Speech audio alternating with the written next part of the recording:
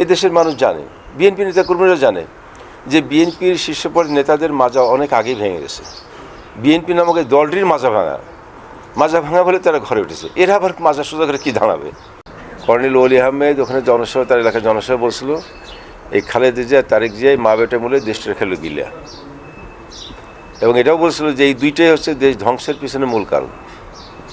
এটা আমাদের কথা না, এটা বিএনপির একসময় নেতা এবং বিএনপির ঘনিষ্ঠ মিত্র কর্নেল ওলি আহমেদের কথা। তো এই সমস্ত তাদের দলেরই, তাদের মিত্রদেরই যেখানে অজস্র এরকম উক্তি আসে এই বিএনপির নেত্রী তারেক রহমানের বিরুদ্ধে, সেই জায়গাটা এখন নতুন করে মির্জা ফখরুলরা একেবারে পুত পবিত্র সাধু সেজে কথা বলে জনগণকে বিভ্রান্ত করার চেষ্টা করছে। এইগুলো কোনো লাভ নেই। আমরা কোথাও যুদ্ধ আমরা এটা সমর্থন করি না। আমরা চাই গোটা পৃথিবী শান্তিপূর্ণ থাকুক, কোথাও যেন যুদ্ধ না হয়। আপনারা লক্ষ্য করেছেন যে যখন ফিলিস্তিনিতে, গাজায় ফিলিস্তিনিদের উপরে যখন বর্বরচিত ইসরায়েলে হামলা হয়েছে, গণহত্যা হয়েছে, সেটার বিরুদ্ধে আমাদের মাননীয় প্রধানমন্ত্রী শেখ হাসিনা কিন্তু উনি প্রতিবাদ করেছেন।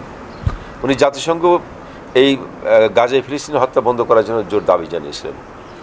মাননীয় প্রধানমন্ত্রী বিশ্বের বড় বড় রাষ্ট্রপ্রধানদের, সরকার প্রধানের সঙ্গে যখন বৈঠক করেছেন, তখনও কিন্তু এই ফিলিস্তিনের যুদ্ধ বন্ধ করার জন্য আহ্বান জানিয়েছিলেন।